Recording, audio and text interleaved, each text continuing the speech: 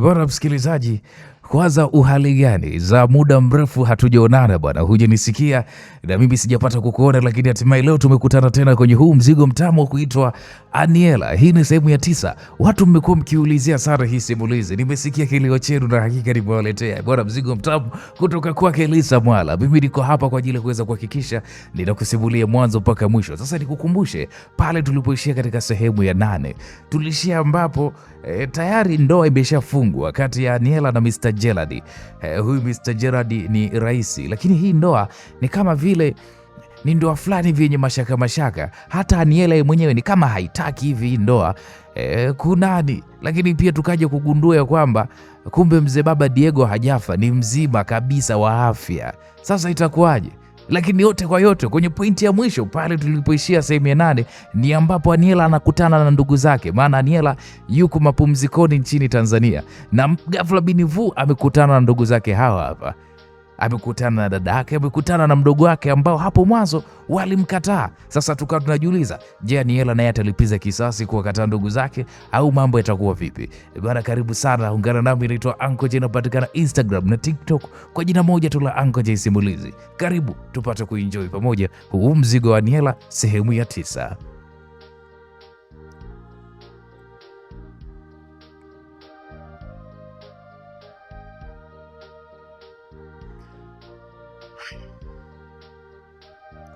Nye, hivi mnajua moyo uliniuma? Kusema ule kweli, moyo uliniuma. Hali ya dada yangu ambaye ni Alinda, hali ya mdogo wangu ambaye ni Anaya, hali zao zilikuwa zinasikitisha. Yaani ukiwatazama hivi unawaonea huruma. Walikuwa wamechoka, wamepigika na maisha. Yaani kama sio wale ambao mwanzo waliukataa undugu na mimi, nyie ukiwatazama hivi ni unawaonea huruma.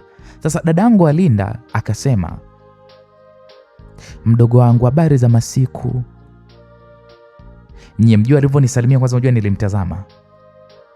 Yaani nilimtazama, nilikosa hata cha kumpa, yaani hata majibu ya kumpatia nilikuwa sina kabisa.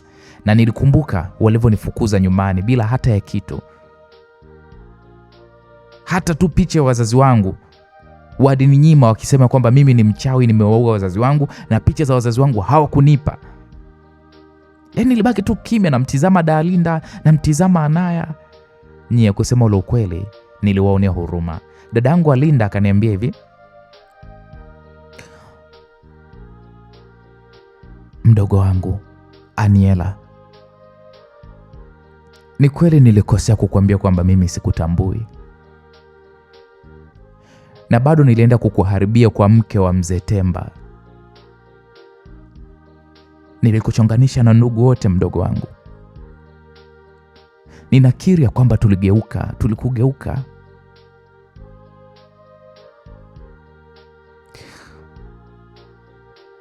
Mdogo wangu, naomba hata utukaribishe tu, tukae tupate kuzungumza na wewe. Nakuomba sana mdogo wangu Aniela, nakuomba. Unajua nilimtazama afu nikamwambia, samani, kwa nini akina nani, mbona siwajui? Hapo dadangu Alinda akasema, Aniela, ina maana leo hii wewe hutujui sisi? Aniela, mimi dada yako wa damu, tumbo moja, na huyu ni mdogo wetu anaitwa Anaya. Kweli Aniela, wewe sisi hutujui? Nimewauliza kwa sababu mimi sina ndugu. Mimi sina ndugu wa damu. Mimi Aniela, mimi ni yatima, sina ndugu wa kuzaliwa. Mbona sasa nashangaa mnavyoniambia kwamba nyie ni ndugu zangu, na nomani nimeuliza nyinyi akina nani? Alinda, hivi umesahau mara hii maneno yako ulionitamkia? Mbona ulinilaani, ulinifukuza na ukaniambia kwamba nikifa nyinyi hamtokuja kunizika, na hata nyinyi mkifa mimi nisije kwenye makaburi yenu. Na ulisema kabisa kwamba mmekata undugu, hamnitaki wala nyinyi hamnitambui mimi. Na mimi nikahangaika peke yangu, nikaja kuokolewa na watu baki kabisa. Na dada pekee mimi niliye naye anaitwa dadangu ambaye ni Salome. Kwa hiyo mimi nyinyi siwatambui kusema ukweli. Kwa naombeni kama kuna mdogo wenu aliyepotea mkamtafute, lakini sio mimi. Huenda tu labda mmenifananisha. Msikilizaji, niliposema hivyo huwezi kuamini. Alinda machozi alimtoka.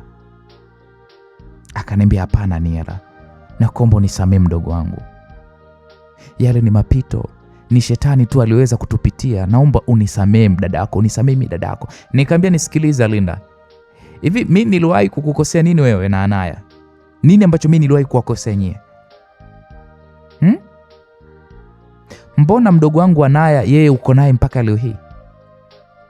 Mimi nyie niliwakosea nini mpaka mkanikataa kipindi kile? Sasa Aniela yule mlomkataa kipindi kile na mkasema sio ndugu yenu, hamnitambui, ndo Aniela huyo ambaye yuko hapa mbele yenu. Nimebadilika nini mpaka nyinyi mmeona mimi ni wa umuhimu, mmenifuata? Nini ambacho mimi nimebadilika? Na waombeni mniache, na waombeni muende. Sitaki mume wangu akawakuta hapa, kwa sababu mume wangu mimi anajua mimi sina ndugu wa damu. Kwa nadhani muda wangu mimi wa kuwasikiliza nyinyi umefanyaje? Umekwisha. Mimi nyie siwatambui. Mdogo wangu, si tumejifunza? Aniela, mbona si dunia imetufunza? Nilikutafuta sana mdogo wangu, hukupatikana. Nikamwambia, uongo huo dada. Mimi nilikuwa napatikana tena sana tu, tena barabarani nilikuwa napatikana mchana kweupe nikisafisha jiji hili. Nilikuwa napatikana mpaka kule choo cha stendi nikisafisha choo kila baada ya wasafiri kukichafua. Sasa wewe ulinitafutia wapi? Hebu nisikilize, naombeni muende, mimi siwatambui, sina ndugu kama nyinyi. Aniela, najua tulikutendea ubaya, lakini sasa hivi mimi naumwa, sina uwezo mkubwa wa kutafuta pesa, na mdogo wetu naye anaumwa, ana uvimbe, tunahitaji msaada wa matibabu. Tumehangaika bila ya msaada. Sasa hivi hata tunapoishi tu tunadaiwa kodi, tutafukuzwa muda wote na saa yoyote. Tunakuomba utusaidie tu matibabu basi, Anaya apate kupona, na kuomba sana. Nikasema, Alinda, kumbe ni matatizo ya pesa ndio yamewaleta kwangu, si manake? Au mmekumbuka ada za baba yenu alizonisomeshea, si manake? Kwa hiyo mmezifuata, si ndio?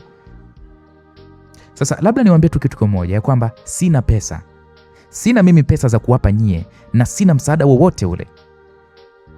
Nilihangaika peke yangu wakati nyinyi mnashikana na kufarijiana wawili. Leo hii mnapambania, yani sijui niwaambiaje. Mimi wakati napambana sikuwa na mtu wa kupambana naye. Hivi mnajua mimi nimepitia mangapi kwenye maisha yangu? Mnajua mimi nimepitia mangapi? Mliniacha mtaani. Hivi mmewahi kunifikiria nyie? Leo hii ndo mna shida, ndo mmeniona mimi sasa ndo na umuhimu. Hebu nisikilizeni, na waombeni muondoke, na mkishaondoka msirudi tena hapa. Na pia sitaki nisikie mnajitambulisha nyinyi kama ni ndugu zangu. Nataka kila mtu aishi maisha yake kama mlivyoamua hapo awali, wakati sina mbele sina nyuma. Muda huo msikilizaji, na watia vidonge vyao. Alinda dadangu alikuwa nalia. Mdogo wangu Anaya akasema, dada, naomba tusaidie. Mimi hapo nikamgeukia Diana ambaye ni mlinzi wangu, nikasema, Diana, hivi viumbe hapa sitaki kuviona. Hapo nilikuwa naongea hivyo kunaondoka, moyo uliniuma, huzuni ilinijaa. Nini hasa ambacho kimeikuta familia yetu? Mbona hili ni balaa? Ndugu zangu hali zao ni mbaya. Kiukweli niliumia sana msikilizaji. Na wao walikuwa wanalia sana, huku akawa wanatolewa nje, wanaondolewa nje. Nilimpigia simu Diana nikiwa natembea, nikasema hivi, Diana, omba mtu polisi mmoja awafuatilie hao mpaka wanapoishi, na kisha aje niambie ni wapi wanapokaa. Diana akaniambia okay sawa. Basi baada ya muda Diana akaja chumbani. Alinikuta pale akaniambia, boss, una uhakika na ulichokifanya kwa wale ndugu zako? Nikasema, hapana Diana, mimi nitawasaidia tu, ila sitaki wajue kwamba aliyetoa msaada ni mimi. Sitaki niwe na ukaribu nao maisha yangu yako mashakani. Nadhani unajua Diana, sitaki ndugu zangu wawe na maisha magumu, waingie kwenye vita kwa sababu yangu. Hapana, mimi nitawasaidia, lakini nitawasaidia kimya kimya.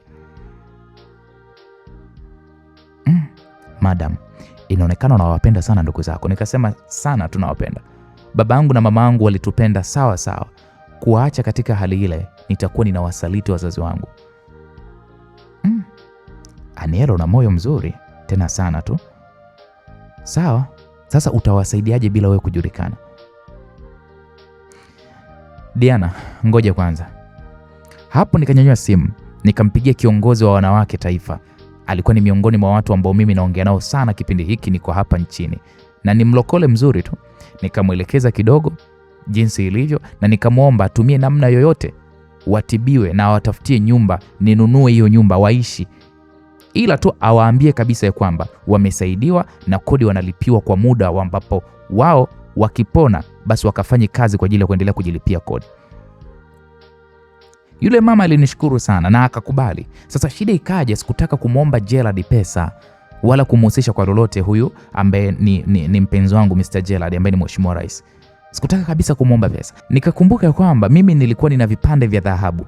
Nilikuwa nimepewa zawadi na wamama wa Tanzania, na pesa kadhaa pia nilikuwa nimepewa, na dhahabu zingine yeye mwenye Gerald alikuwa amenipatia. Kwa nilijua kabisa nitadanganya tu endapo akiuliza jambo lolote. Na pesa zingine nilizokuwa mimi naweka kwa Diana, nikamwambia sasa Diana, hizo pesa nilizokuwa naziweka kwako ni wakati wewe uweze kunipatia hizo pesa. Diana akasema sawa. Kwa hapo niligusa pia na akaunti yangu ambayo Gerald alikuwa anaijua. Kwa nikahamisha zile pesa kupitia mtandao wa kwenye simu, nilihamishia kwa Diana. Nikajua kabisa kwamba endapo Gerald ataniuliza basi nitasema kwamba nimetoa msaada kusaidia wanawake. Kwa maswali hayatakuwa mengi. Yule polisi tuliokuwa tumemtuma wafuatilie wale ndugu zangu aliwafuatilia na akajua kwamba Alinda anaishi wapi. Kwa yule polisi aliporudi akarudi na majibu. Kwa mimi nikamuunganisha na Mama Silvia. Mama Silvia ni mwenyekiti wa wamama. Kwa Diana alienda na yule polisi kushughulikia masuala ya pesa. Siku hiyo sikutaka kulaza kabisa. Nikauza zile dhahabu na zile pesa nikawa nazo sasa ni za kutosha. Baada ya kuuza vile vipande vya dhahabu, pesa ilipatikana na Mama Silvia akapewa zile pesa, na siku iliyofuata wote walipelekwa hospitalini. Kwa hapa Mama Silvia ndo akawa kama ndo yuko front akiwapa msaada wale ndugu zangu, lakini pesa zilikuwa zinatoka kwangu. Sikutaka wale ndugu zangu wajue mimi ndo nilotoa zile pesa. Kwa walipelekwa hospitalini na nikaomba pia niambiwe kila kitu kuhusiana na hospitalini. Hapo ndo walijua kwamba wanasaidiwa na huyo Mama Silvia, baada ya kuona kwamba wamefukuzwa wapi kule walikokuwa wamepanga. Lakini cha ajabu ni kwamba Alinda hakunisema vibaya. Alivyokuwa ameulizwa sababu ya mimi kumfukuza, akasema tu Alinda ya kwamba yeye ndiye sababu ya yote mimi kuwa hivi, ya kwamba aliniumiza sana. Kwa hiyo eti kwamba mimi nina haki ya wao kuwakataa. Kwa hiyo mimi majibu nilipewa.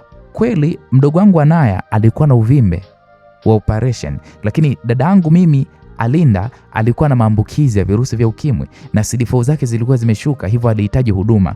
Kwa kiukweli nilihuzunika sana. Anaya mdogo wangu alipangiwa upasuaji wa mapema tu, siku iliyofuata tu alifanywa upasuaji na madaktari bingwa kabisa walimfanyia upasuaji na alitoka salama tu kwenye upasuaji. Kwa kikao cha kina Gerald huku Tanzania kiliisha.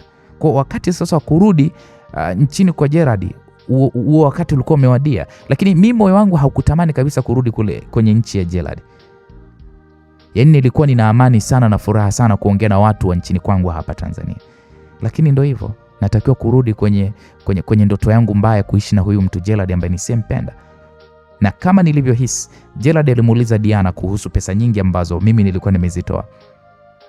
Diana akamwambia Mr. Gerald kwamba ni msaada tu kwa wamama, kwamba mimi nimechangia kama viongozi tu wengine.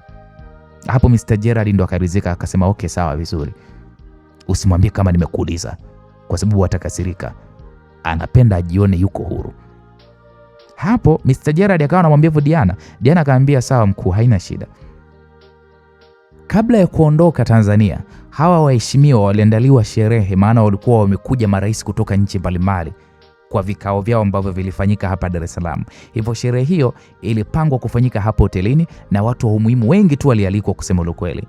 Mama Silvia alipata ile nyumba kwa ajili ya ndugu zangu na akaandika jina langu mimi kwenye hati, na kisha akaniambia kwamba anaenda kuweka bank kwa ulinzi zaidi. Mimi nikasema okay sawa, lakini niliwaza sasa, hapa mimi nifanyaje?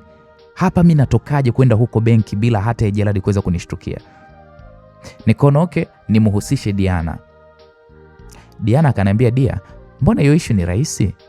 Jifanye unataka nguo ya kuvaa usiku kwenye party na utapitia benki kwa ajili ya kubadilisha pesa.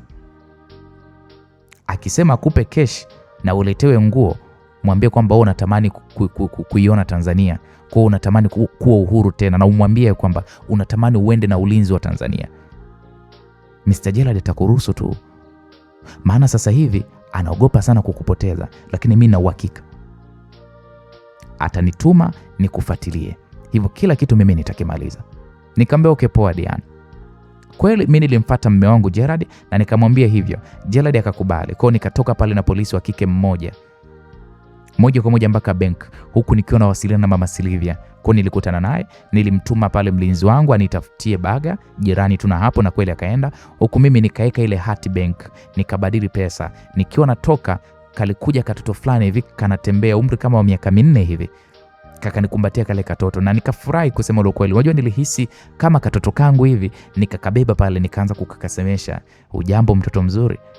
Kale katoto kakaniambia kwamba, kakaninongoneza sikioni. Akaniambia hivi, anko mmoja amenituma kikaratasi kiko mfukoni, mfuko wa nyuma kwenye jinsi yangu, kwenye ile nguo ambayo alikuwa amevaa. Mimi nilishtuka na kisha nikachukua kile kikaratasi.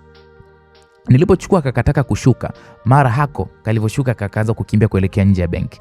Jamani, nilishtuka kwamba ni nini hiki?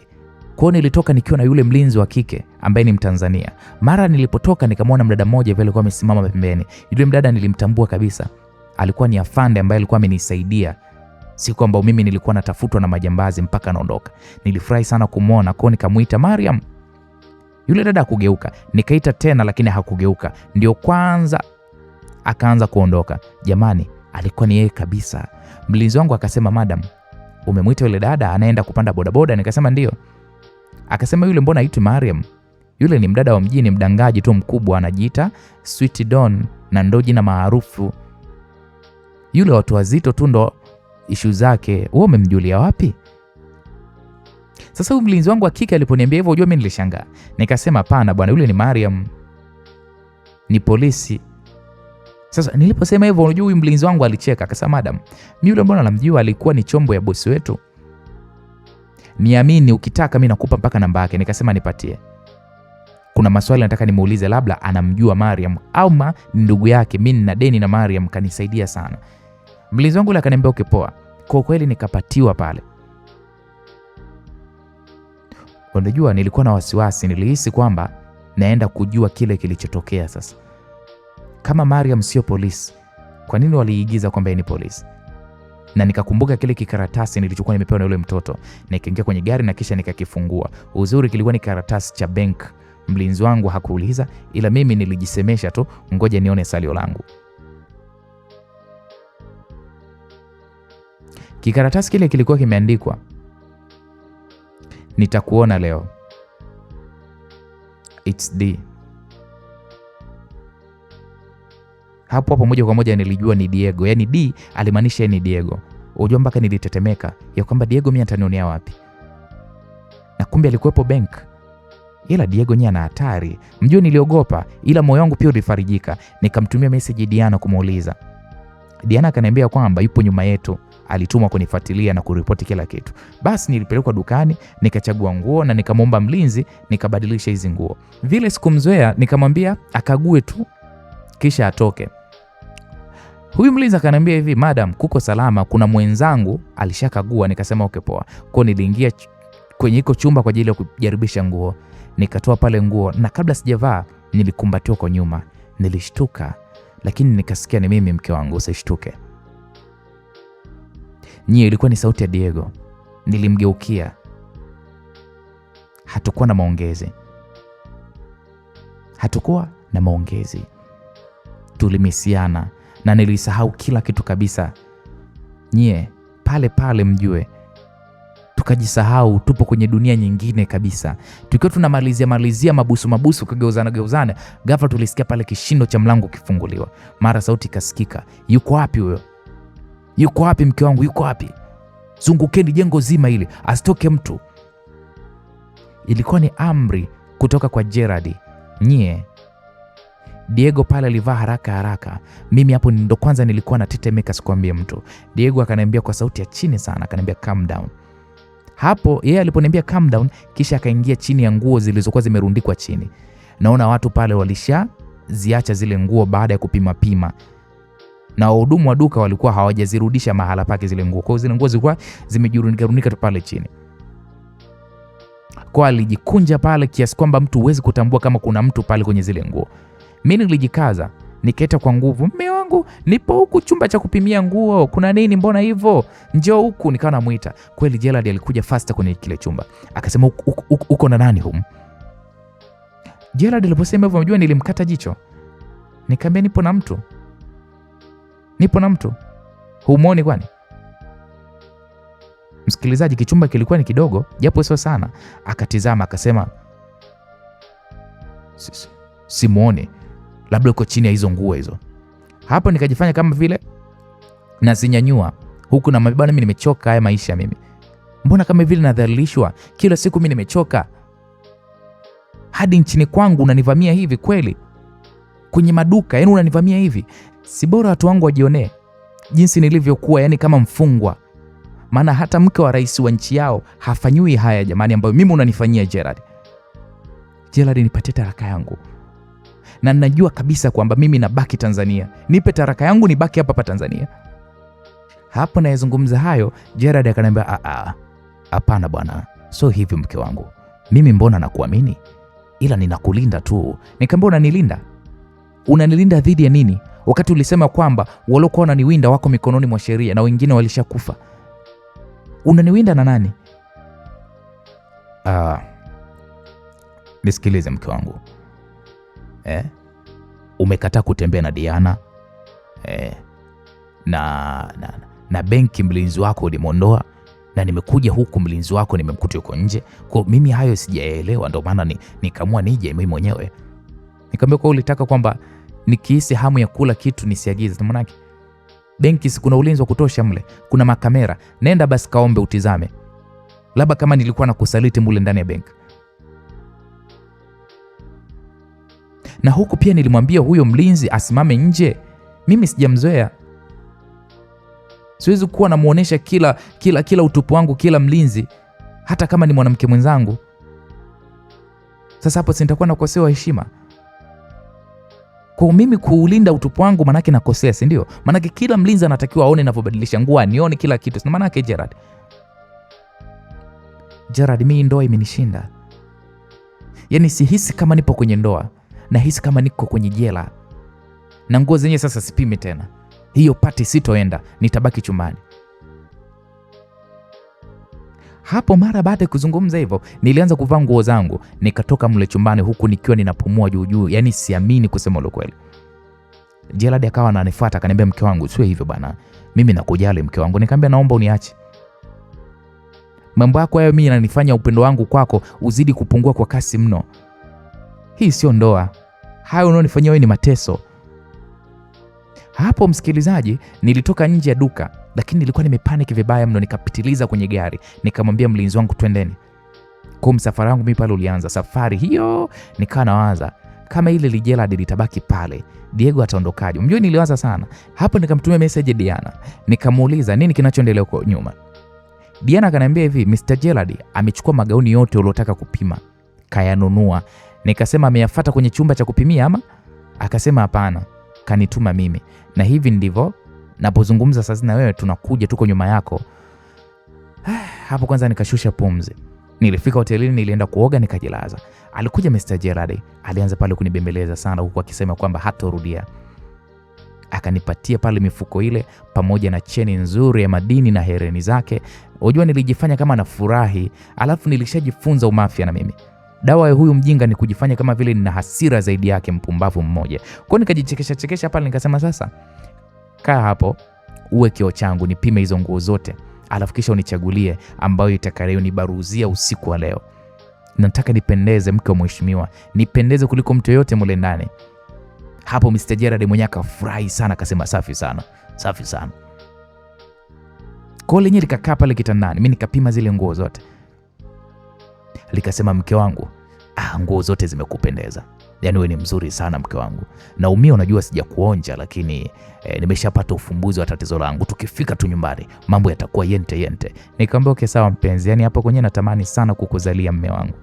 Usijali mke wangu, yani hata kama ikishindikana tutapandikiza tu yai langu, kwa sababu mimi nataka unizalie.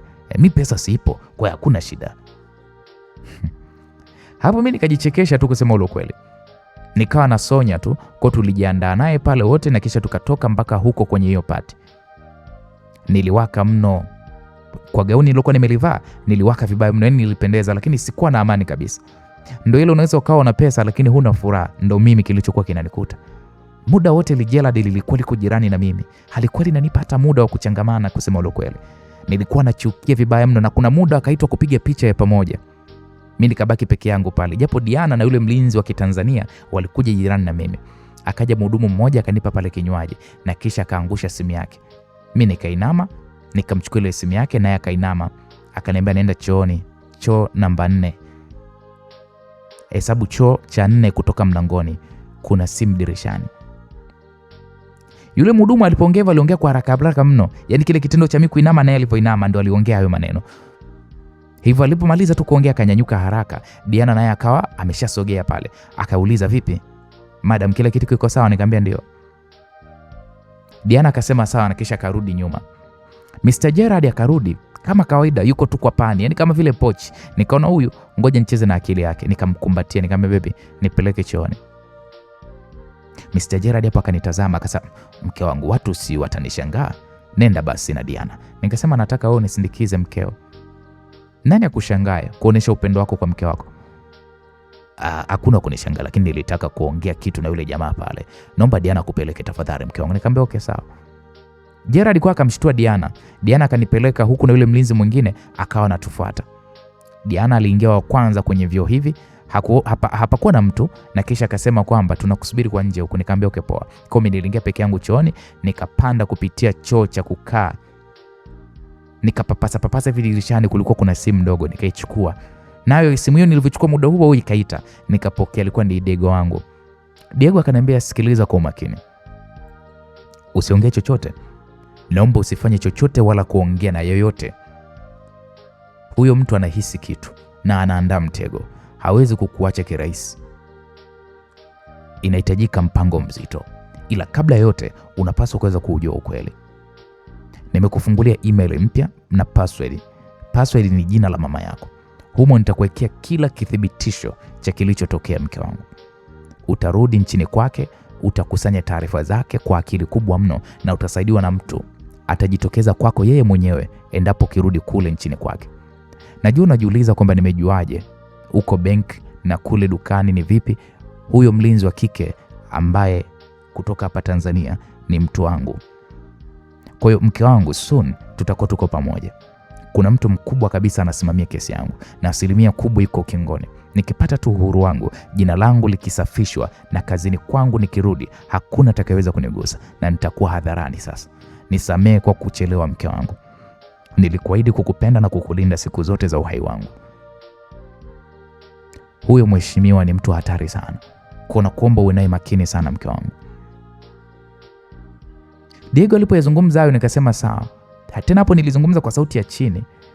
Akasema kila kitu unachokitaka kukijua utakijua mke wangu, sawa? Nikamwambia okay sawa. Diego akaniambia leo umenisaidia kupata kipande kikubwa sana kitakachoweza kununua uhuru wangu. Ni yule kahaba aliyejiita Mariam yule. Ni kiungo kikubwa sana na tayari yuko mtegoni. Nitakutumia kwenye email kila kitu. Rudi sasa ndani sasa hivi. Hapo nikakata ile simu, nikashusha pumzi. Kumbe Diego naye ni mtu hatari. Amemweka mtu wake kunilinda. Nye nilijisikia raha sana. Kwa nilitoka pale nikarudi ndani. Nikakuta Gerald yupo juu tu. Nikamwambia mume wangu nimechoka, nataka kwenda kupumzika. Okay sawa mke wangu, na hata hivyo kesho tunawahi kuondoka. Hivyo tunapaswa kuweza kuwahi kulala. Kwa pale akawaga wenzie na mimi nikaaga, na kisha huyo nikaondoka. Nilifika hotelini nikawasiliana na mwenyekiti wa wanawake, nilimwaga na kumwomba kwamba yeye aendelee kuwatizama wale tulikuwa tumewasaidia. Niliongea kimafumbo tu, Gerald hata hakuelewa. Kwa tulilala na siku iliyofuata mapema tulianza safari ya kurudi sasa kule kwa watu niliokuwa na waona sasa kama vile nipo jela. Tulifika salama tu kabisa, lakini wiki nzima Gerald hakunipa hata nafasi ya kupumua. Kila muda alikuwa yuko jirani na mimi. Sijui shida ilikuwa ni nini.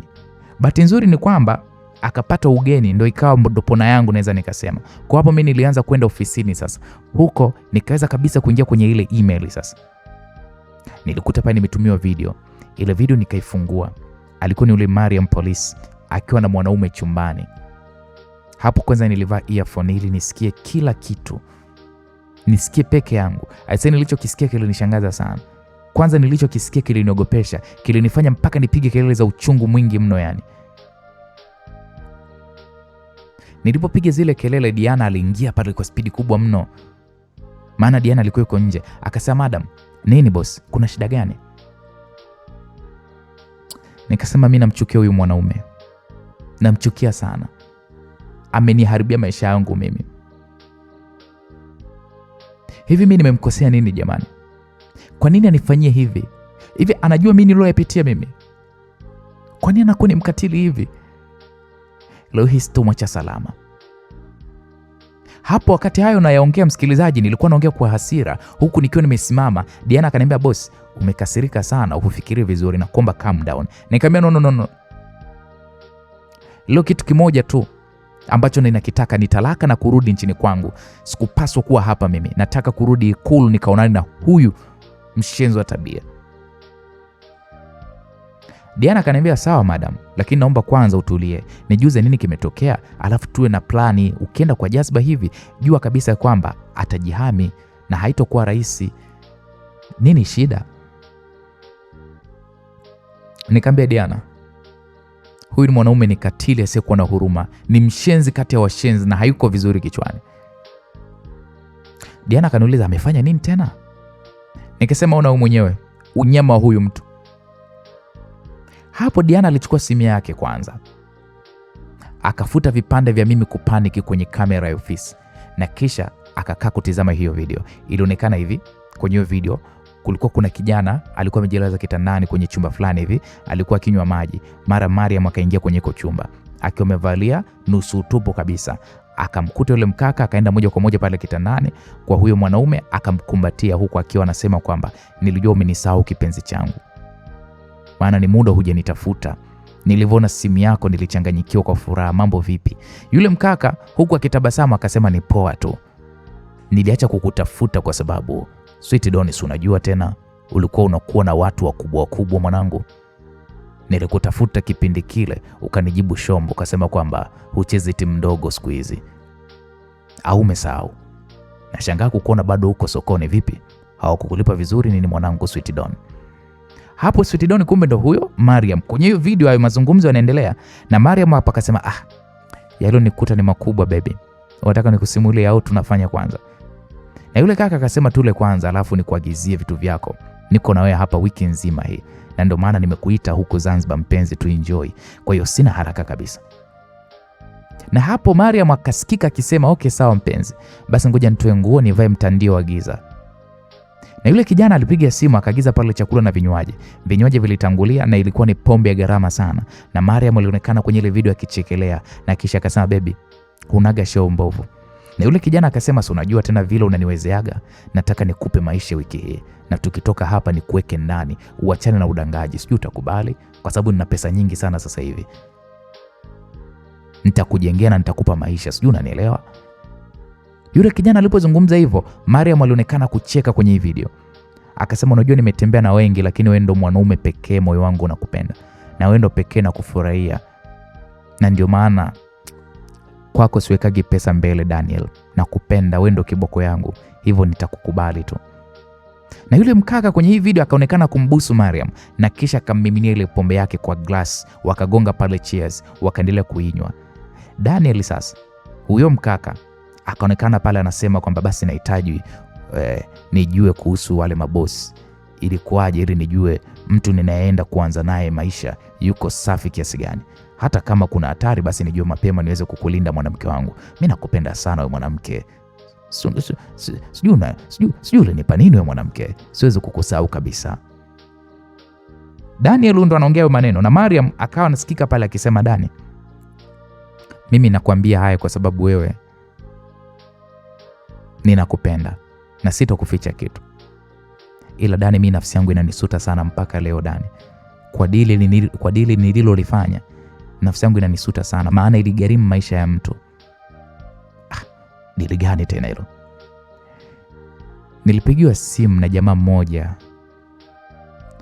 huwa ananitafutiaga vichwa, na akasema kuna mgeni wa nchi jirani ananitaka. Mimi mbio nikajua dola hizo, nikaenda. Ndio nikakutana na mtu mmoja anaitwa Captain. Yule mtu alinipa maisha ya bata siku 3. Niko naye hoteli huko Bagamoyo, na kisha akaniweka mezani sasa kunipa mchongo. Huyo jamaa wa kuitwa Captain akaniambia bosi wake anamtaka mwanamke. Shida ni kwamba huyu mwanamke ni mke wa mtu, hivyo tunatakiwa kumuondoa kabisa kwa mume wake. Na akaniambia mimi nijifanye polisi na tuanze na mama yake huyo jamaa huko mkoani. Na ninavyokuambia Daniel, huyo Kapteni alionipa huu mchongo inaonesha alishajua kila kitu kuhusu ile familia, maana alikuwa ananiambia mipango akiwa anajua kila kitu. Na wakaniambia kwamba watamtisha tu mke wake ili amwache mume wake. Na nilitajua kwamba nikifanikisha hili dili nitapewa milioni 50. Nilitamani sana hiyo pesa. Nilijua nitauaga umaskini kabisa. Hivyo nilikubali hili dili. Kitendo cha kukubali hili dili, nilipewa kwanza milioni 3. Nikapewa na sare za jeshi la polisi, na kisha nikasafiri na kapteni huyo mpaka kwa mama wa yule mwanaume.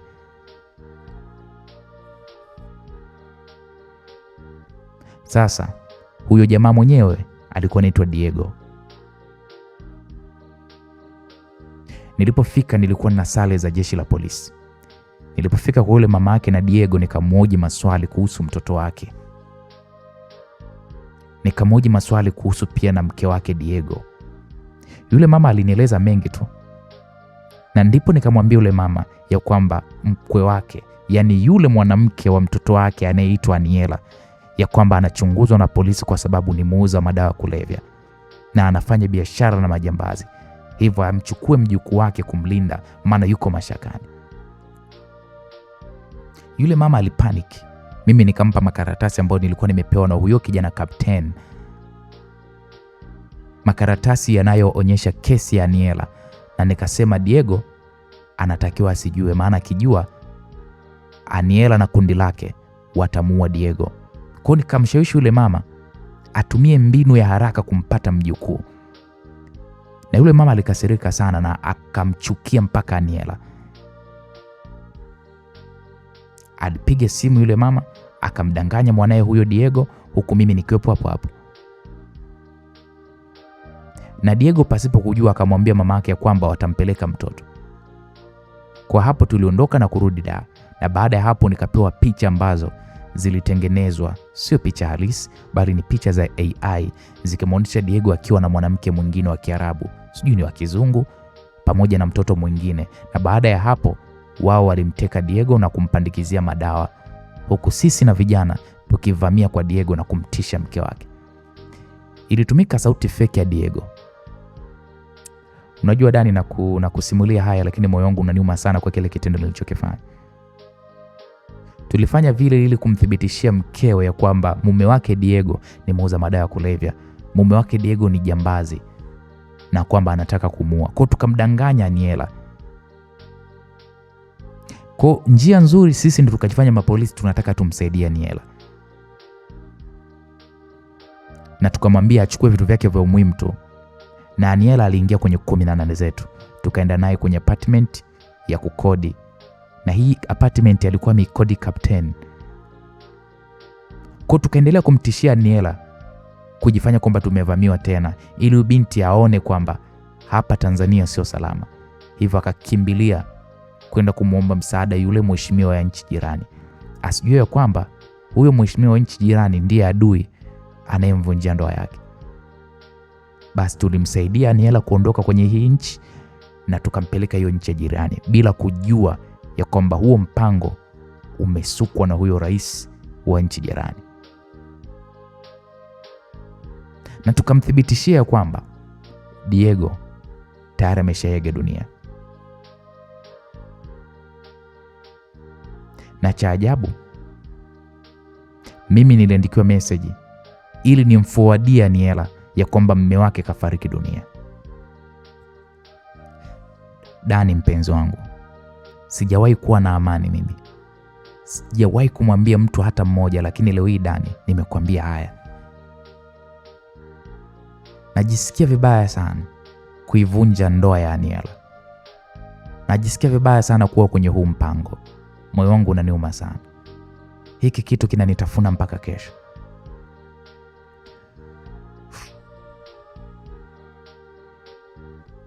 Hapo Dani kwenye video akaonekana kama anashusha pumzi kweli kweli. Kwa Dani akamuuliza pale Mariam, akamwambia, kwa hiyo Mariam, huyo Diego kilichomponza ni uzuri wa mke wake, si ndio?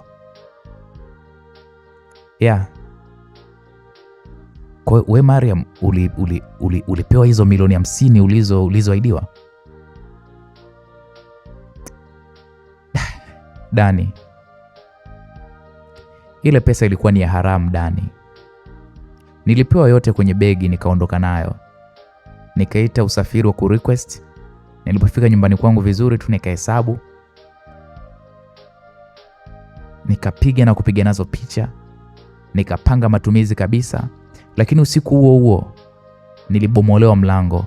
Niliibiwa hizo pesa zote na vito vyote vya dhahabu, na pia na kipigo juu nilipewa. Yaani sikula hata 100 kwenye pesa. Ni mkosi, lile dili ni mkosi Dani.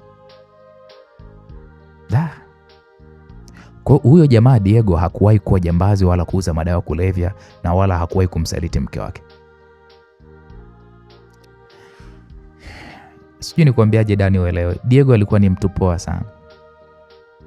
Alimpenda sana Aniela. Tena Diego ni mtumishi mkubwa tu, na ni mtu wa system ngazi za hatari kabisa. Ila amekufa kama jambazi. Amekufa kama muuza madawa maskini.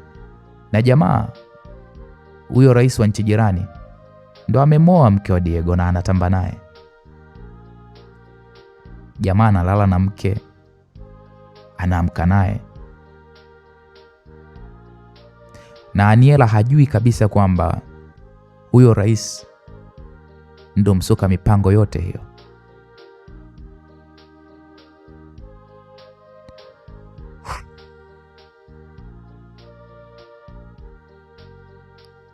Aise, unajua pesa ni shetani eh? Na nyewe wanawake Mungu sijui aliweka nini kwenye miili yenu. Yaani mwanaume anachanganyikiwa kabisa. Sasa ona kama huyo mheshimiwa huyo kafanya umafia wote huo kisa tu dem. Tena kafanya mengi mno. Huyo kijana wake anaitwa Captain ndo alikuwa anawafuatilia mno Diego pamoja na Aniela. Alikuwa anajua kila hatua yao. Yaani huyo kapteni ni kijana wa hatari. Ila ipo tu siku mimi nakwambia Dani, ukweli utajulikana. Na ukweli ukijulikana, ujue wewe ndo utafungwa na utapewa adhabu nzito, kwa sababu umeshiriki huo mchezo mchafu. Na umevaa kabisa sare za polisi. Na umejifanya polisi ujue. Sasa adhabu yake hapo sio ndogo.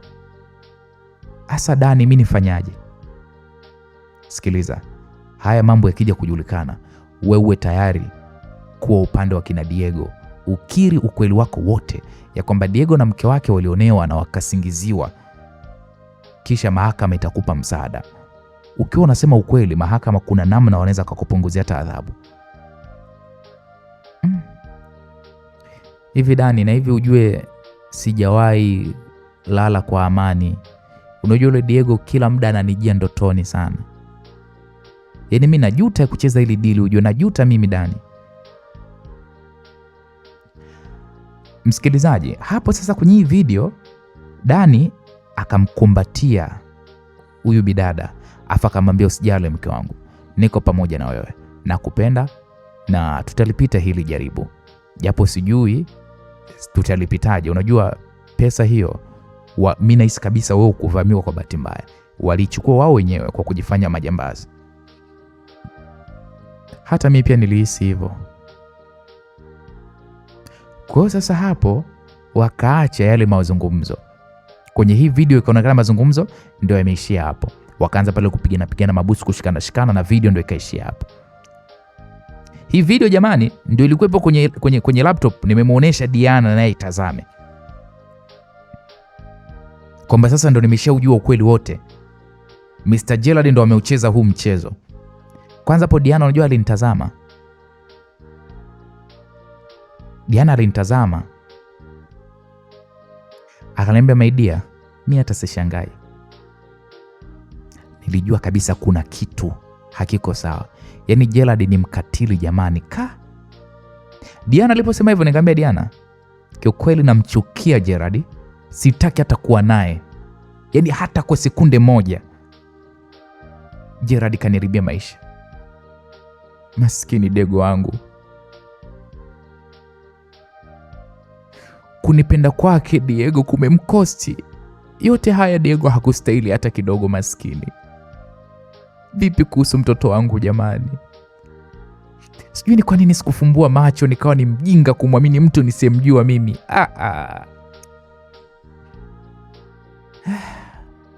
Diana, nakwambia ukweli kutoka moyoni mwangu. Mimi huyu Mr. Gerald nitamuua. Yaani nasema kabisa ule ukweli, nitamuua. Na nitamuua kwa mikono yangu mimi mwenyewe. Hii mikono yangu miwili. Diana, nipatie bastola. Nipe bastola Diana. Hapo msikilizaji, akili haikuwa yangu kwa sababu tayari nilikuwa nimeshachanganyikiwa. Baada ya kujua ukweli wote ya kwamba Mr. Gerald ndiye aliyenivunjia mimi ndoa yangu kwa Diego. Mr. Gerald ndiye aliyesuka mipango yote ya kuhakikisha mimi na Diego tunaachana. Na nikajikuta kweli nimeachana na Diego, na nikaamini kwamba Diego ni mtu mbaya, nikaamini kweli Diego ni muuza madawa kulevya, nikaamini kweli Diego ana mwanamke ambaye sijui ni wa Kiarabu, yaani niliamini mambo mengi sana. Kumbe yote haya, nyuma ya yote haya anayefanya huu mchezo ni huyu Mr. Mlige. Hebu nisikilize Aniela. Nisikilize Aniela, tena nisikilize vizuri. Unatakiwa calm down, punguza pressure ulionayo. Sawa? Ndiyo tumejua unyama ambao ameutenda huyu Mr. Gerald. Unyama aliyokufanyia, ushetani aliyokufanyia tumeshaujua. Lakini nakuomba sana Aniela, tutumie akili. Kumbuka huyu Mr. Gerald ni mheshimiwa rais. Tukisema tukurupuke atatudhuru. Tunatakiwa tutulize akili, tujue namna gani ya kuweza kupambana na adui yetu. Kumbuka ya kwamba Mr. Gerald hata kama ni mume wako, lakini yeye ni mtu mwenye nguvu serikalini. Kona kuomba sana Aniela, punguza hasira. Sawa, hizo hasira zako hebu zimezee tumboni. Ila usoni mwako unatakiwa kuwa imara, afu tupambane kwa akili. Tukipambana kwa akili kwenye hii vita tunafanikiwa. Unaona Mr. Gerald alivyotumia akili kukupata wewe, kuitenganisha ndoa yako, na mpaka mwisho wa siku umejikuta umeolewa naye. Ametumia akili. Hivyo na sisi natakiwa tutumie akili zaidi ya yeye. Sijui umenielewa? Ukikurupuka hutokuja kumwona mtoto wako, wala hutofanikiwa kuweza kulipa kisasi kwa ajili ya mume wako Diego aliyeuawa bila hatia. Nisikilize Diana, mimi mume wangu hajauawa. Diego yuko hai. Na sijui alitokaje mikononi mwa hawa mafedhuri, ila Diego yuko hai. Na nilimsikia kapteni alivyokuwa anamwambia bosi wake. Nilisikia yote. Kwa Diego wangu wala hajafa, mzima wa afya kabisa. Okay, sawa Aniela, nimekuelewa. Unaona sasa? Kwa hiyo kwa maana hiyo kwamba una kila sababu za kutumia akili yako my dear. Unatakiwa kuweza kupambana na hili gaidi. Usikurupuke. Ni kweli. Diana, naomba ile flash kama umekuja nayo. Hapo nilimwomba Diana flash na kweli akanipa, nikaweka katika kompyuta, nikakuta kuna video tena nyingine. Hiyo video nilipoifungua nyewe nilishtuka. Nilishtuka kumwona Piolo mule kwenye ile video. Piolo alikuwa anaongea na mkaka aliyekuwa na Mariam, wakiniaktia kwamba wao ni mapolisi, na nilimkumbuka vizuri tu. Piolo alikuwa anasema, kitu gani mmenifanyia mimi? Mmenituma nikalete vurugu kwa Aniela, kumbe mlijua kabisa anaishi na Diego. Kwa nini hamkuniambia? Hapo Piolo alikuwa analalamika kwenye hii video ya ndo nilikuwa namuona sasa Piolo jinsi anavyolalamika. Yule polisi fake yule wa kike akaonekana pale kwenye video akimuuliza Piolo ya kwamba wewe shida yako nini? Ulivyotolewa polisi kwa sababu ya mambo yako ya wizi. Kwani sisi tulikutuma umtume jamaa yako akaibe pochi ya yule mwanamke ili ujifanye kwamba ndo mkombozi, umteke yule mwanamke ili uwe kingaste kule akule? Ukujua mke wa polisi yule, si ndio? Ukadakwa kiulaini na ukawekwa ndani. Tabia zako zinajulikana. Wewe ni mwizi na unatumia wanawake kujipatia pesa. Sasa tumekutoa polisi ufanye kazi, alafu unaleta kiburi. Hapo mimi kipindi naitazama hii video, mnajua nilishangaa sana. Maana hata mimi pia huyu Piolo alinipata kwa staili hiyo hiyo. Alijifanya kuokoa pochi yangu, kumbe ndo zake. Nyie. Piolo kwenye hii video nikamsikia pale anasema, bora mngeniacha tu jela kuliko nilichokutana nacho. Yule dogo Diego mekanisaka kanikamata, nimepelekwa kambini, nimepigwa sana kwa kosa la kumsumbua mke wake. Yaani yule dogo mimi namchukia mno. Yaani kisa tu ana pesa ndo kanichukulia mimi mke wangu, na hapa nitalipa tu kisasi. Siwezi mimi kupigwa hivi mimi. Alafu tukaniambia niame mji. Yule mwanamke lazima nimpate. Aniela mimi yule ni mke wangu. Aniela mimi ananipenda. Mimi ninachokitaka mnipe tu pesa. La sivyo nitaenda kumwambia Aniela kwamba nyinyi mlinituma. Sasa Piolo alivyokuwa anaongea hivyo kwenye hii video, ghafla nikaona ametokea kapteni kwenye hii video. Kumbe kapteni alikuwepo hilo eneo. Akaenda pale akamkaba Piolo, alafu akamwambia, sikiliza mpumbavu, iwe mwanzo na mwisho. Hayo mawazo yawe mwanzo na mwisho. Yule ni mke mtarajiwa wa bosi wangu. Sasa kama unayajali maisha yako, kama unayajali maisha ya mamako yule, potea kwenye huu mji. Maana hata huyo Diego ni mfu aliye hai. Hebu potea kijana. Hapo nikaona Piolo anapigwa teke. Piolo alipepesuka akadondoka. Nyie, nilichoka. Hawa watu walijua maisha yangu jamani, na sijui waliyajuaje. Sasa hapo wakati natazama hii video ambayo ipo kwenye flash, nilikuwa nimeweka kwenye kompyuta, Diana akaniambiaje, Aniela, hebu nisikilize. Inatakiwa tulipize kisasi. Sijakataa. Lakini lazima tulipize kwa akili.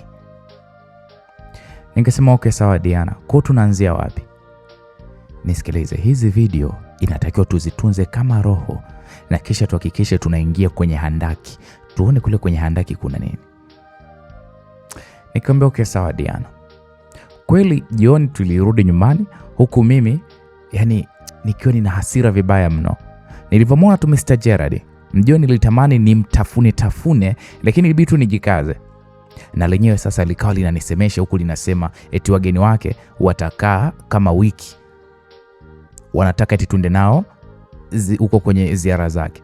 Unajua nilitamani kukataa, lakini nikakumbuka maneno ya Diana ya kwamba inatakiwa nitumie akili.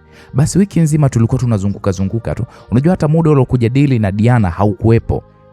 Baada ya hiyo wiki kuweza kuisha, wakaja wengine marais kwa ajili ya vikao sijui vya mataifa. Gerard nyie lilikuwa linanituma mimi kwenye ziara zake na majimboni. Wiki nyingine ikapita. Hapo sasa karibia mwezi umepita tangia nitoke Tanzania. Mr. Gerard unaambiwa hasafiri. Hasafiri kabisa. Sasa siku moja mimi niliamua kuweza kujitoa muhanga. Nilikuwa nishachoka kuwa mvumilivu. Siku hiyo nilijifanya kwamba nina usingizi sana. Tukawahi kulala. Usiku mwingi ulipofika nikaamka nikavaa koti jeusi. Koti hilo jeusi lina kofia na traki nyeusi, na kisha nikatoka. Nilipenya nikafika kwenye ngazi za kushuka chini. Nilikumbuka ndoto nilikuwa nimeota. Nikasema leo lazima nihakikishe kama kweli ile ndoto ni ya kweli ama la. Je, mkewe Mr. Gerard yupo ama alishafariki dunia? Kwa nilishuka ngazi mpaka kwenye ile handaki. Nikakutana na giza totoro, giza zito. Nikawasha taa ya simu pale. Kisha nikawa naangalia hivi mbele. Nikatembea, kulikuwa kuna giza nyie. Sikujua ni kwa nini kulikuwa kuna giza la hatari kiasi kile. Nikatembea, nikakuta kuna sehemu pana hivi kama sebule. Nikamulika pembeni, kulikuwa kuna vyumba vilikuwa vimeweka geti za nondo, yaani utazani ni jela. Nilihisi kitu kwenye moja ya chumba. Bila uoga nikawasha kamera, huku nikawa namuuliza, yaani nauliza huku nasogea. Alikuwa ni mtu, alikuwa amejikunyata mno. Nikaita Maris, Maris. Nikasikia mtu anashtuka, akakaa, ndo kumtizama vizuri. Ni kweli alikuwa amefanana na picha za mke wa mheshimiwa, mke yule ambaye mimi nimeambiwa amefariki dunia. Nikasema Maris, pole.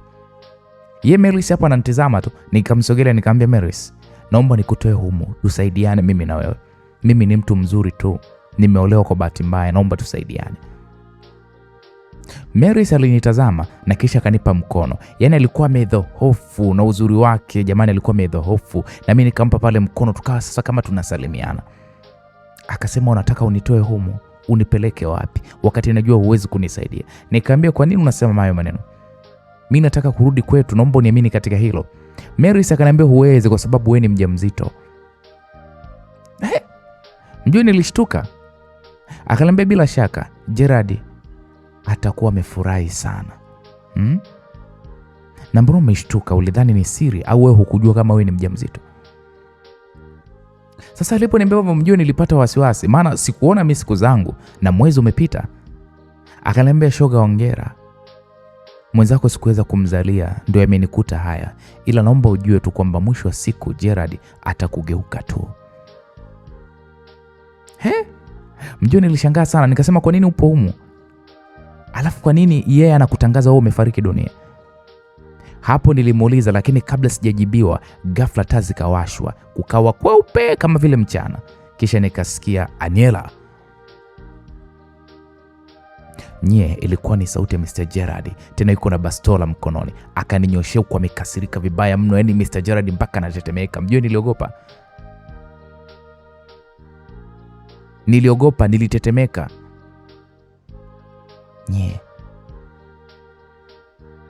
Mr. Gerard atakuwa amesikia nini jamani? Kanikutaje mimi huyu? Mbona mimi nilidhani hayupo? Gerard alikuwa amefura kwa hasira, macho yamemtoka, anahema kwa nguvu. Akasema, umefuata nini humu mwanamke? Na umepajuaje humu? Hapo Mr. Gerard alikuwa anaongea huko ananisogelea kwa hasira. Nikasema, Gerard, please, nakuomba unisikilize tafadhali. Gerard alinifikia akaniwasha kibao kikali mno. Nikatua pembeni chali. Nikamwambia, Gerard, tafadhali usinipige jamani. Hapo Gerard alinikaba akasema, wewe mwanamke, hivi wewe huwezi kutulia? Sio maana huwezi kukaa ndani kwako kama malkia, unataka suluba Aliyekwambia uje huku ni nani? Na aliyekuonesha huku ni nani? Ni Diana, si ndio?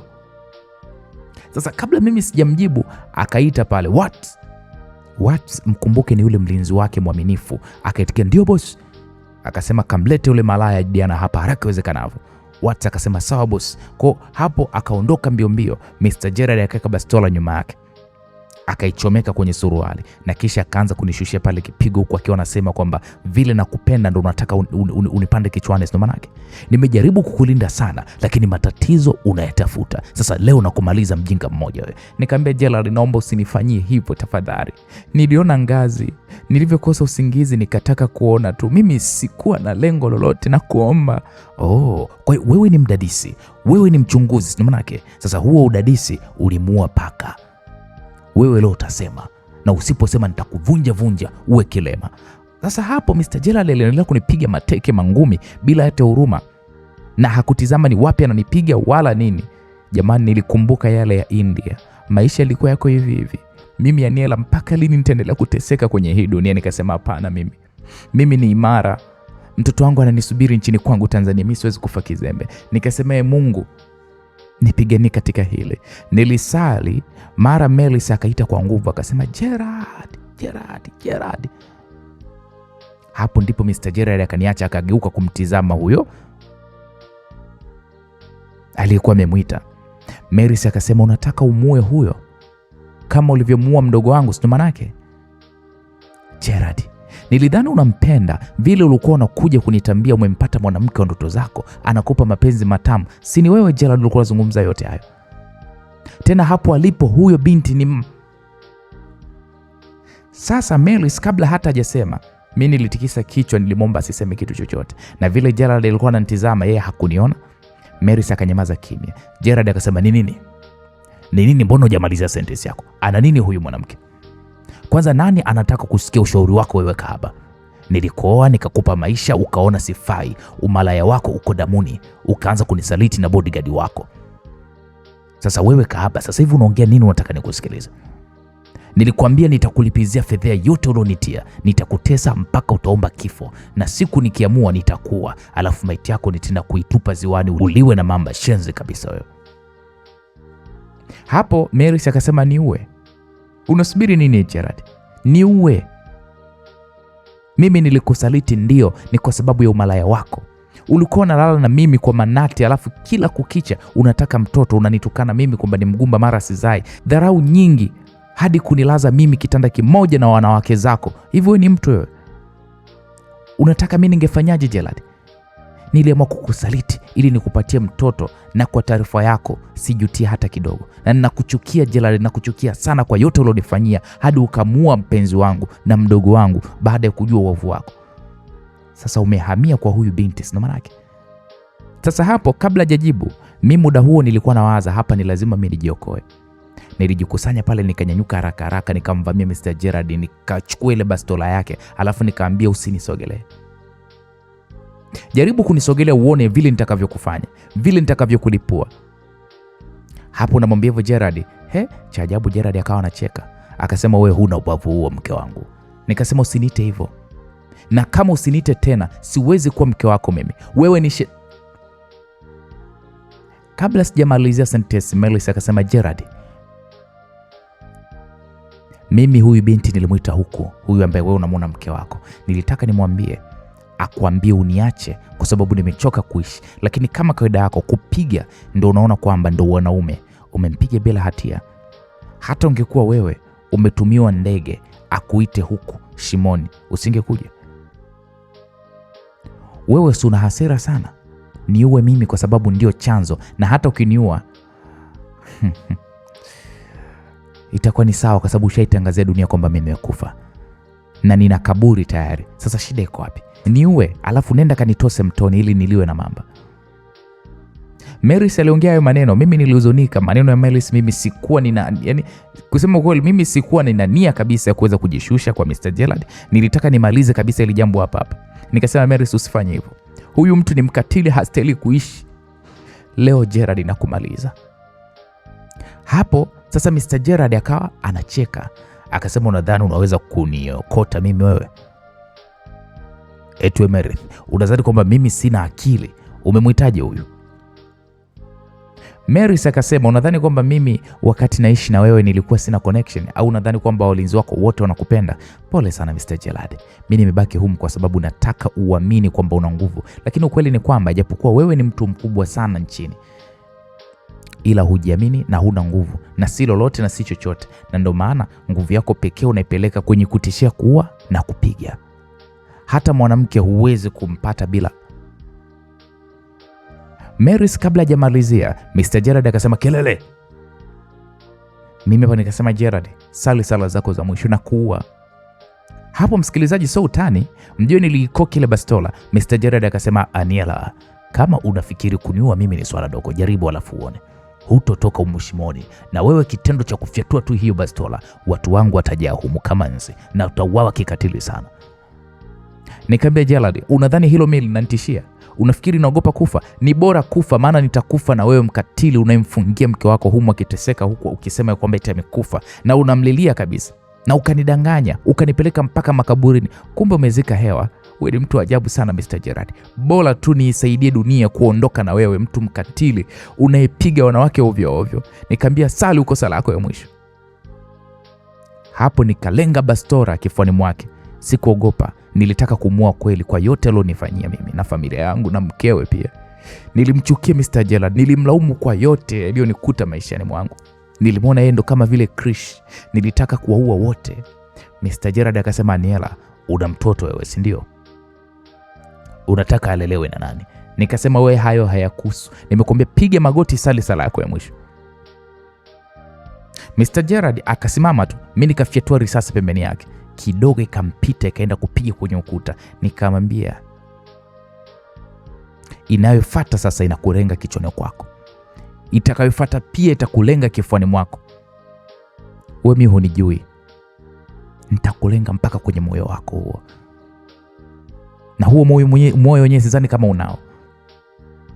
Hapo Mr. Gerald kwanza alishtuka, akasema, Aniela please, naomba weka hiyo bastola chini, nakupenda sana na nitasahau yote haya.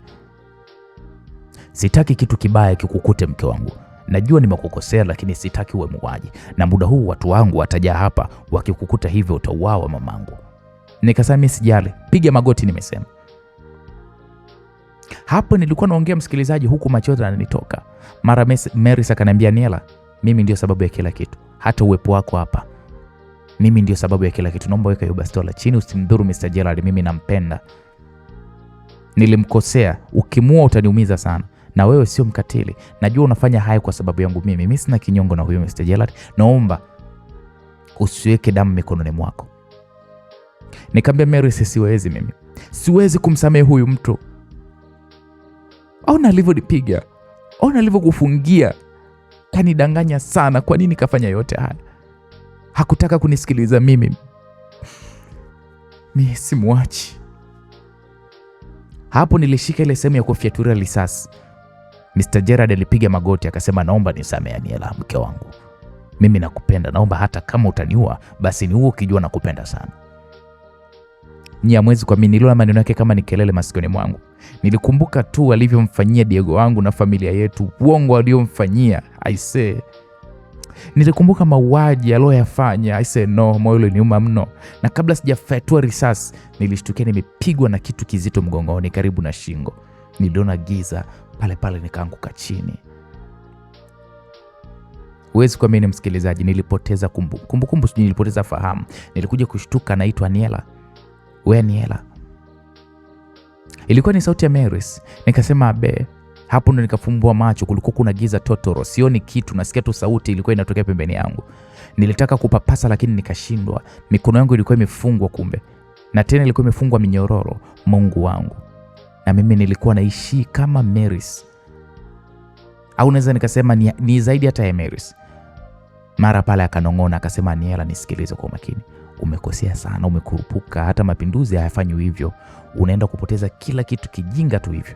Ulitakiwa kunisikiliza. Nilijishusha kuliambia lile lijinga ya kwamba ninalipenda ili wewe upone, uje kuniokoa na ujiokoe. Sasa sio kama hivyo umekuja kutesa na kuuawa. Kosa ulilofanya ni uhaini. Umetaka kumuua mheshimiwa rais, huwezi kupona kisheria wala kidini. Sasa nifuatishe ninavyosema. Atakuja Gerald na nimeona ana ukichaa juu yako, yani na mapenzi yaliyozidi kwako. Kwa hiyo una uwezo wa kumfanya yule mwanaume vile utakavyo, ila unatakiwa utumie akili. Na hata kama akija, mwangukie, mwambie uliogopa, ni hasira tu na unajiutia, na umwambie unampenda sana na uko tayari kufa kwa ajili yake. Mwambie utaki chochote zaidi ya kuwa wake mke mvumilivu. Anakuamini. Ukirudi Ikulu kuwa mpole kwa muda, na kisha nitakupa ujumbe wa nini unachotakiwa kukifanya.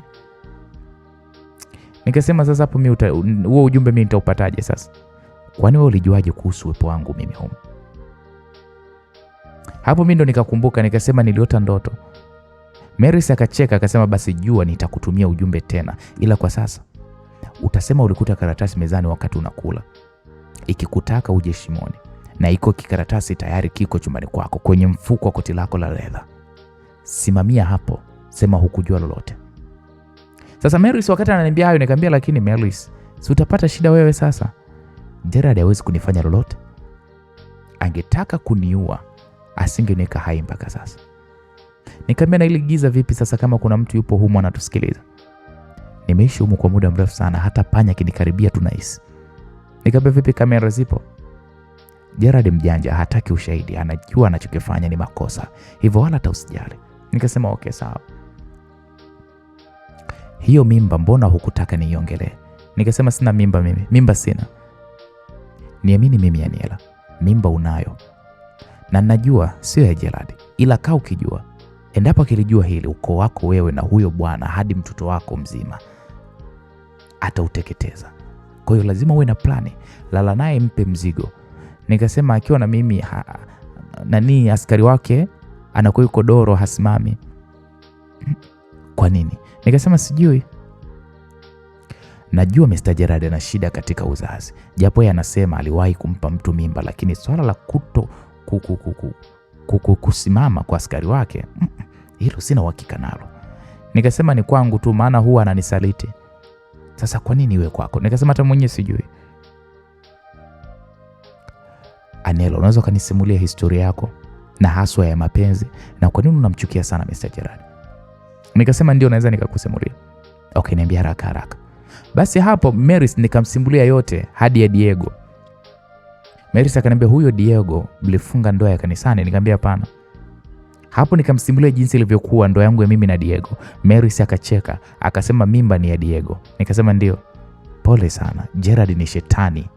Sasa unajua kwa nini hawezi Gerard kushiriki tendo na wewe? Ni kwa sababu kiapo ulichokula wewe na Diego ni agano. Labda Diego angekufa ndio ungeweza kuwa na mwanaume mwingine yoyote yule, lakini kwa vile Diego bado yuko hai, hakuna mwanaume wa kukugusa. Hata Diego naye hawezi kwa mwanamke mwingine zaidi yako. Mlikula kiapo cha hatari sana. Ule mti mliotumia ni dawa ya hatari kuwageuza watu kuwa vichaa. Sasa nashangaa huyo Diego aliujua vipi huo mti, na sijui kama anajua madhara yake. Maris aliponiambia mjua, nilishangaa. Nikasema lakini mimi sitaki kuwa na mtu mwingine mwanaume. Wanaume wamekuwa ni maumivu sana kwangu. Diego tu ndo mtu mwema kwenye maisha yangu. Ukitaka kufanya revenge lazima ufanye mapenzi na Gerard. Umwaminishe una mimba ili umteke, ndo mipango yetu ianze. Maidia, huwezi kutoka humu kirahisi, na Diego hata apambane vipi atasafisha tu jina lake nchini kwake, ila sio kumweza Gerard huku hadi akakutoa wewe ni ngumu. Maana hata akiwaambia uongozi wa kwenu huko Tanzania, hawawezi kuhatarisha maslahi ya mataifa eti kwa ajili tu ya mapenzi. Wewe pekee ndio unaweza kujisaidia na kumrudia mumeo pamoja na mtoto wako. Maana Diego hawezi kuwa na mwanamke mwingine hata kama akitaka. Ujue kabisa hataweza. Na wewe pia huwezi kumwacha Gerard kirahisi. Inahitaji uvumilivu. Nikasema sasa mimi nitalala vipi na Gerard? Hilo niachie mimi kwa sasa. Hebu jifikiri namna ya kumteka upya. Muda sio mrefu anakuja hapa kukuona. Nikasema okay, sawa. Kweli bwana. Basi tuliongea pale, tukaongea, akanipa moyo na akaniambia kwamba usimwamini mtu. Nikamwambia vipi kuhusu Diana? Akasema unaweza ukamwamini huyo Diana, lakini asijue mipango ya mimi na wewe. Unajua mpango ukiwa na watu wengi, hatari ya kutokufanikiwa ni kubwa pia.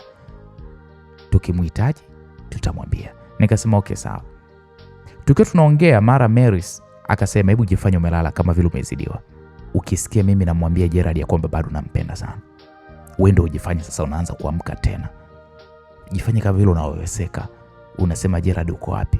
Naumia na kupenda. Kwa unatakiwa uigize, yani unaweweseka huku unalitaja jina lake. Sijui unanielewa? Hilo ni igizo lako la kwanza, ndio litakalofanikisha huu mpango wetu. Maana nasikia kuna mtu anakuja, najua kabisa ni yeye. Basi msikilizaji, hapo nikajilaza. Kweli bwana. Mara taa ikawashwa. Mimi sikushtuka, nikasikia tu Maris anasema, naona umekuja boss. Haya, umekuja kumuua nani? Bi mkubwa au bi mdogo? Hivi unajua ndoa yako ni batili wewe? Mimi niko hai Gerard, ujue. Najua unaumia sana kuona sina mapenzi tena na wewe. Na unasahau kwamba mimi kwetu koo ya kichifu naoa wanawake nitakao mimi, mjinga wewe. Sasa si uniue mimi, unaniacha hai ili weje Gerard? Kwa ulioyafanya na kuandalia fundisho, huwezi kama kulisahau. Gerard, huyo mtoto kazimia. Ni masaa sasa imepita. Nimejaribu kumuita hashtuki, atakufa usipompa matibabu. Na kingine, kwa upendo wangu kwako Gerard, bado nipo. Nilikuwa naweza kujiua. Basi hata tu kwa kubadilishana na huduma ndogo tu. Na vipi nikikupa msaada wa namna ya kuweza kumshika huyu mkeo? Maana najua hujiwezi juu yake. Sijui ni mtamu au sijui ni nini. Unaongelea nini? Unaweza kunisaidia nini mimi wewe? Mr. Gerard, kumbuka nilivyokuwa nakupa mbinu na dawa za kushinda vita zako. Huoni kwamba naweza nikakupa dawa ukatumia ukamwekea na mke wako katika chai, alafu ukamwingilia tu na akashika ujauzito? Maana mimba ndo kitu pekee cha kumshikisha binti mrembo kama huyo na atakuheshimisha kitaifa. Unajua vile unavyoongea, unajua vile watu wanavyotilia mashaka wanaume wako.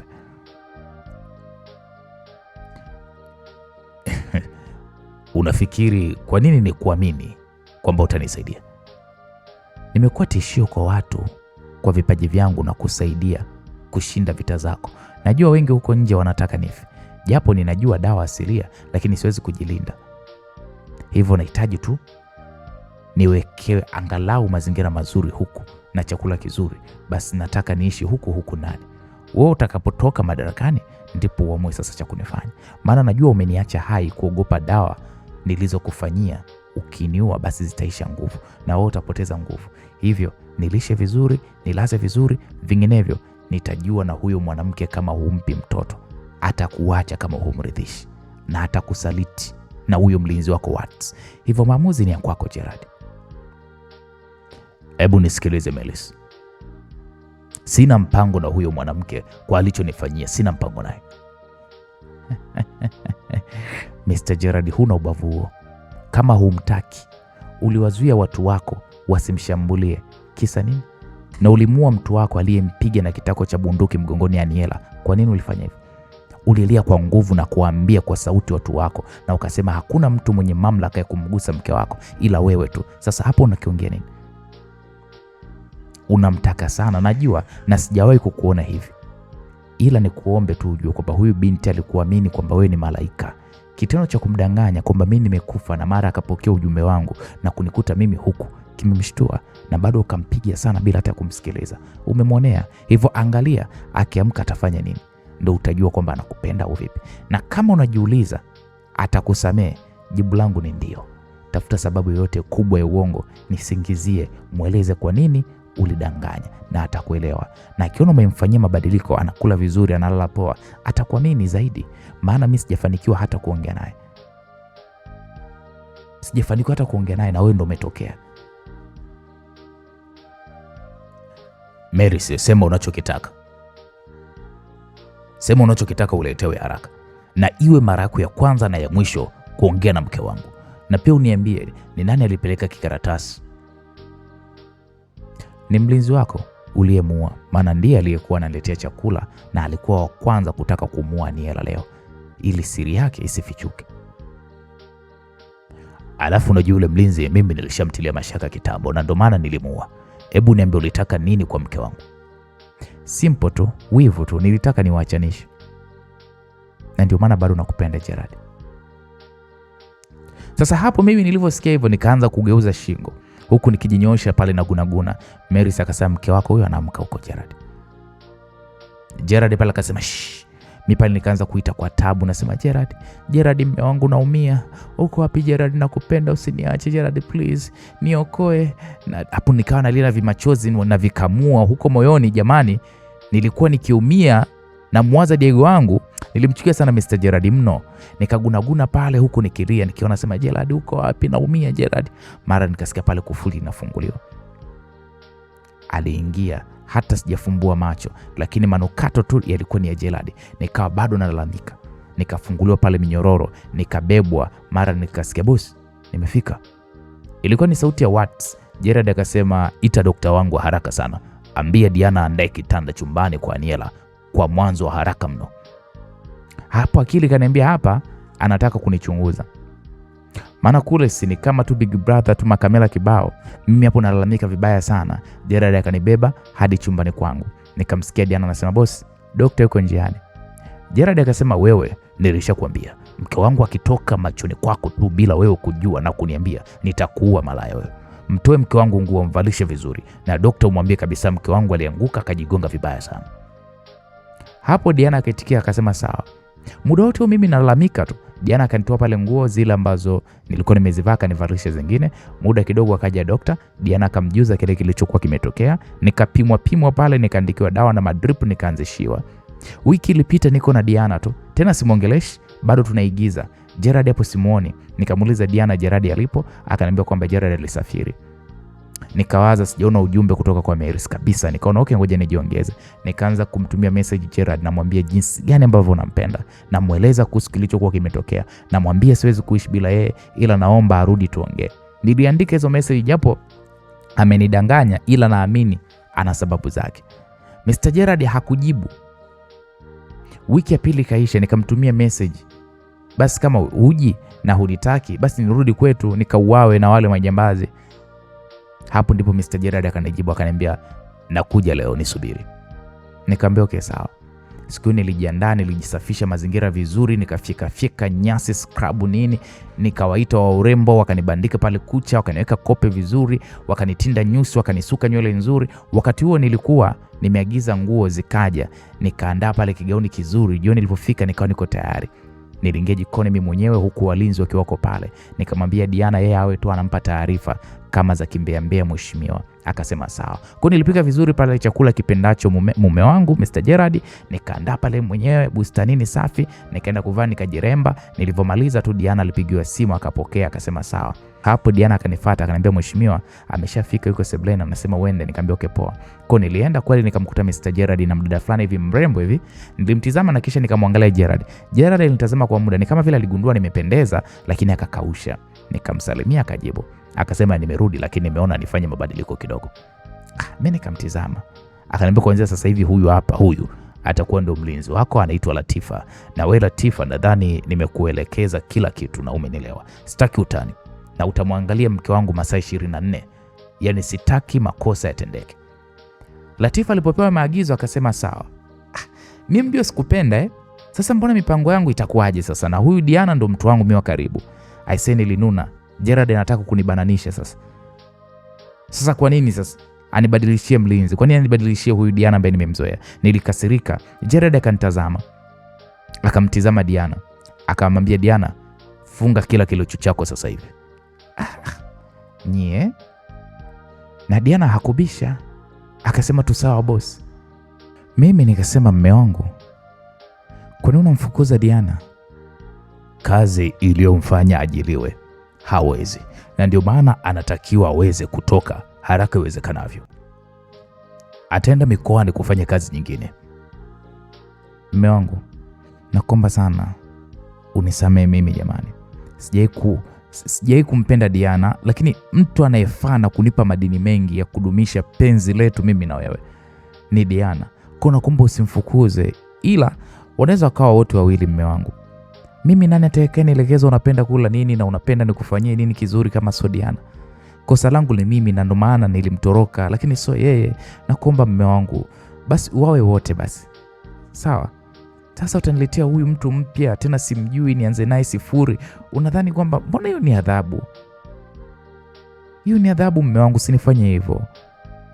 Usifanye hivyo. Wewe kuniadhibu mimi chumani ndio inatakiwa, lakini sio hivyo. Huyu Diana mwacha ajifunze kwa mwenzie hapa, na yeye atakuwa ni msaidizi, ila Latifa ndo atakuwa kila kitu. Hapo Mr. Gerard akanitazama mimi, akamtazama na Diana, akasema hebu ngoja kwanza nifikirie kuhusu hili. Latifa akasema mheshimiwa, mimi kazi naweza peke yangu, hivyo wala usijali, sio lazima tuwe wawili. Mjue mimi nilikasirika, nikamgeukia Latifa nikamwambia, wewe mbona unaonesha kumzoea sana mume wangu wewe? Huyu ni mume wangu mimi. Unanisikia? Wewe unaongea kama nani? Au nani amekuuliza hiko ambacho nakizungumza hapa?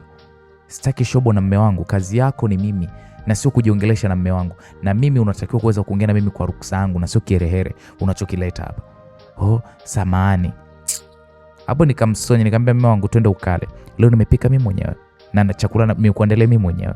Akasema okay sawa. Kwa tulienda kula. Mr. Gerard nye linakula tu, alina hata wasiwasi. Mimi kitu ambacho kimenikaba kooni, yani ni kuendelea kuishi na hili lijitwa ise.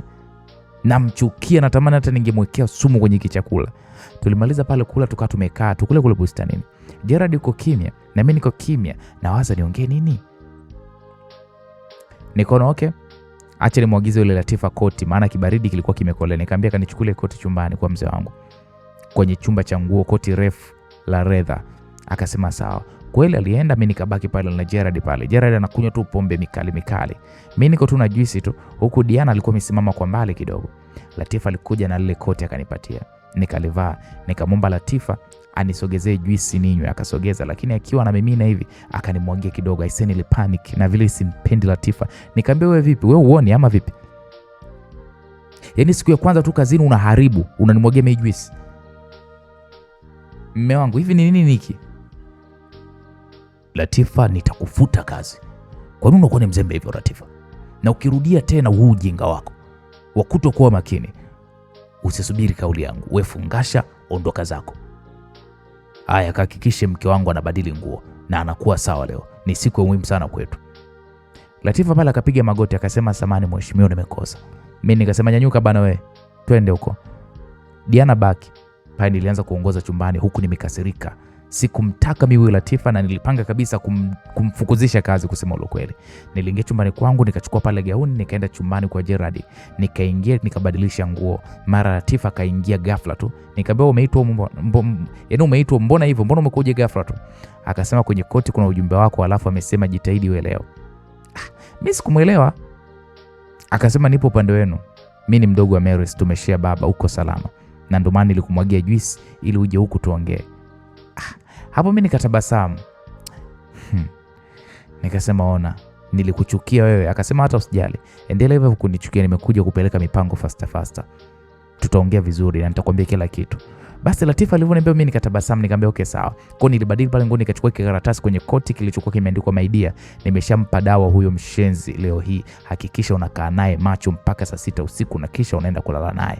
Najua humpendi, lakini jitahidi. Ukishindwa leo haitowezekana tena. Jua hiyo kwamba ni gharama unayotakiwa kuweza kulipa kwa ajili ya familia yako pamoja na mimi. Na pia huyo mlinzi wako mpya ni mafia. Soon kila kitu kitaisha. Na kutakia kila la kheri mdogo wangu. Ujumbe huu ulikuwa umeandikwa hivyo, nikausoma nikajikuta nikatabasamu yani. Nikatafuna kile kikaratasi. Tukarudi na Latifa alipokuwa Mr. Gerard, nikiwa nimejifanya nimenuna sana. Muda huo ulikuwa ni majira ya 4 za usiku. Nikamwambia Diana, niletea wine nataka kunywa leo. Gerard akaniangalia katabasamu akasema, mke wangu unataka vibe? Nikamwambia ndio mme wangu, au wewe upende? Akasema no, nataka, maana leo ni siku special kwetu. Hapo nikaifanya namuuliza, kwa nini mme wangu ya siku special? Utaona tuwe kunywa mke wangu. Basi nikatabasamu pale, nikasogea jirani kabisa na yeye. Moyoni nikawa nasema, nisamee mme wangu Diego kwa nitakavyoweza kukifanya leo, na Mungu wangu pia naomba nisamee kwa hili. Basi kaletwa pale wine, nikaanza kunywa huku nikiongea kimahaba kweli kweli na Mr. Gerard. Nikaona haitoshi, nikapeleka mkono kule ikulu yake kule kwenye askari wake. Nikakutana na joka limechukia vibaya mno. Nikamtizama naye akanitazama, macho yake yamejaa mahaba vibaya mno, tamaa kimapenzi. Mimi nikamkonyeza pale naye akaniminyia jicho. Akasema, twende basi tukalale mke wangu. Nikamwambia subiri tunywe kidogo. Basi alivyosikia hivyo akawafukuza wale walinzi wote, akasema wasimame mbali, wakaondoka. Mimi sasa ndo nilikuwa namchokoza huku namwambia kiasi gani vile nampenda, nampapasa huku namwambia namtamani sana, natamani anipe raha. Basi akasema, mke wangu niamini, mimi nitakushangaza leo. Mimi hapo huku nikiwa na nyonya kidole huku narembua macho, nikamwambia kweli? Akasema yes baby. Nilimpa pale nyama ya ulimi. Gerard alichanganyikiwa. Hapo nacheza na saa. Ilipofika saa 6 usiku nikamnyanyua pale, tukaenda zetu chumbani. Moyo wangu ulikuwa unauma sana, yani kama vile moyo wangu unataka kutoka, lakini ilikuwa ni lazima nijitoe muhanga. Nilimpa nafasi Gerard ya kunipata, lakini sikumwachia yeye kazi. Mechi tuliicheza na ilifanikiwa, huku mimi nikiwa ndo kiongozi. Nilimuendesha kwa utundu wote nilikuwa naujua na kuusoma mitandaoni utundu mwingine, lakini nilikuwa nimelewa kichwani. Nilikuwa namwaza Diego wangu, yani kama vile niko na Diego, na ndo ikawa sasa ndo nafuu yangu.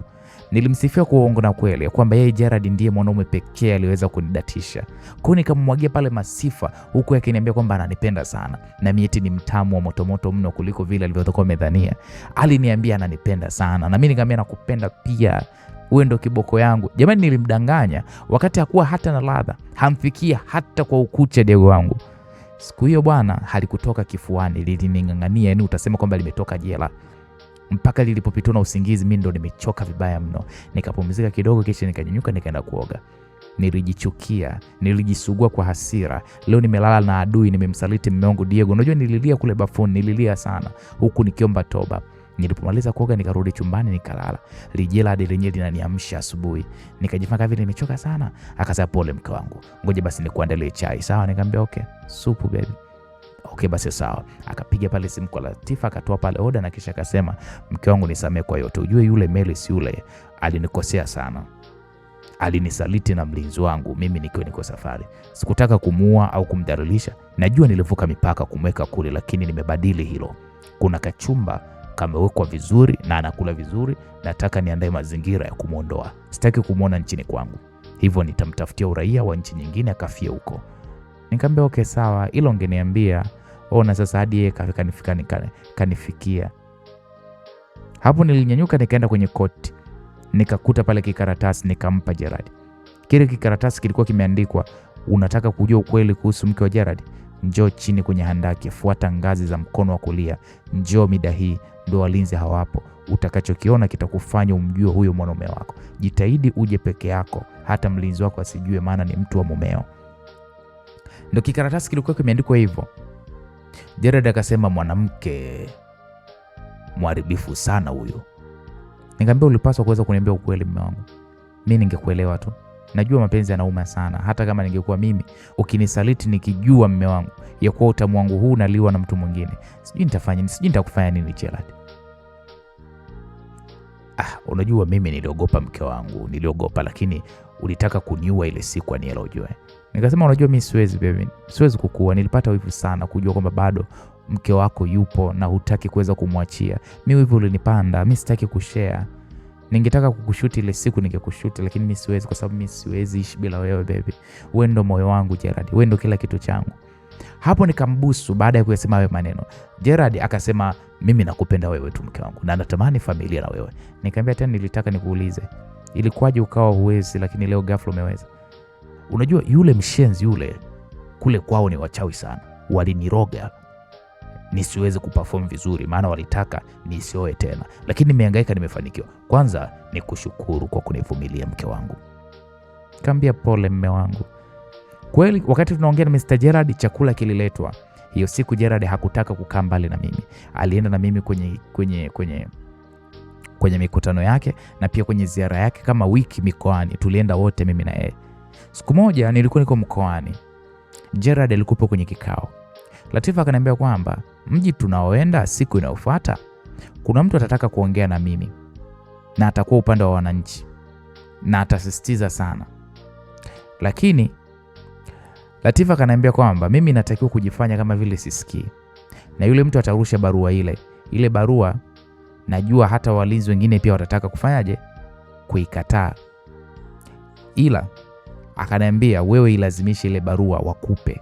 Ile barua ina ujumbe utakao mfanya mheshimiwa achanganyikiwe. Nikasema Latifa, ujumbe gani? Akasema utaona tu. Tena hakikisha unafungua na yeye akiwamo. Nikasema sawa dia.